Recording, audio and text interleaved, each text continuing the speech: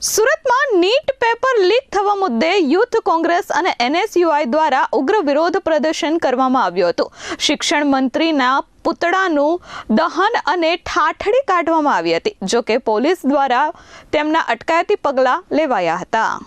22 લાખ વિદ્યાર્થીઓની મહેનત પાણીમાં ફરી વળી હતી। નીટ પેપર લીક થતાં દેશભરમાં વિદ્યાર્થીઓ સાથે લોકોમાં પણ રોષ દેખાયો હતો। ત્યારે સુરતમાં આજે યુથ કોંગ્રેસ અને એનએસયુઆઈ દ્વારા ઉગ્ર વિરોધ પ્રદર્શન કરવામાં આવ્યો હતો। 22 લાખ વિદ્યાર્થીઓના ભવિષ્યનો સવાલ ઉઠાવી શિક્ષણ મંત્રી ધર્મેન્દ્ર પ્રધાનના વિરોધ કરવામાં આવ્યો હતો। પુતળું અને અર્થી સાથે કલેક્ટર કચેરી તરફ જતા પહેલા પોલીસે તેમની અટકાયતી પગલાં લીધા હતા। આ દરમિયાન કોંગ્રેસે ભારે સૂત્રોચ્ચાર કર્યા હતા અને ભાજપ સરકાર ફ્રોડ સરકાર હોવાના નારા લગાવ્યા હતા।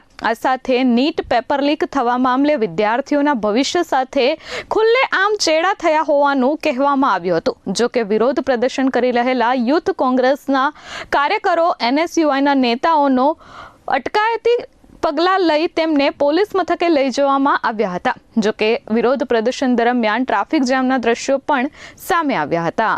માજીદ પટેલ, સુરત એનએસયુઆઈ પ્રમુખ। છેલ્લા દિવસોમાં જે 22 લાખ વિદ્યાર્થીઓએ નીટનું પરીક્ષાનું પેપર આપ્યું હતું અને પરીક્ષાનું જે પેપર લીક થયું છે તેમાં સત્તાપક્ષ ભાજપના નેતાઓનો સંડોવણી સાબિત થઈ છે અને છેલ્લા 10 વર્ષમાં જે રીતે 89 પેપર લીક થયા છે તેના વિરોધમાં આજે સુરત શહેર એનએસયુઆઈ દ્વારા શિક્ષણ પ્રધાન જે ધર્મેન્દ્ર પ્રધાન છે તેની નાનામી કાઢીને કલેક્ટરશ્રીને રજૂઆત કરવાનો પ્રોગ્રામ કરવામાં આવ્યો। છેલ્લે જે પેપર લીક થયું છે તેના માટે શિક્ષણ પ્રધાન જવાબદાર છે। શિક્ષણ મંત્રીએ જ્યારે મીડિયાએ સવાલ પૂછ્યો તો તે જવાબ આપવા માટે તૈયાર નથી। તેને લઈને આજે શિક્ષણ મંત્રી જે છે તેમની નાનામી કાઢવામાં આવી હતી અને અમે પ્રધાનમંત્રીને પણ પૂછવા માંગીએ છીએ, તમે જ્યારે મનની વાત કરતા હોય, પરીક્ષા પર ચર્ચા કરતા હોય તો જ્યારે પેપર લીક થાય છે, 22 લાખ વિદ્યાર્થીઓનો સવાલ છે, ત્યારે તમે પેપર લીક પર કેમ ચર્ચા નથી કરતા? એને લઈને જો વિદ્યાર્થીઓને ન્યાય નહીં મળે તો આવનારા દિવસોમાં સુરત એનએસયુઆઈ આનાથી વધારે વિરોધ પ્રદર્શન કરશે।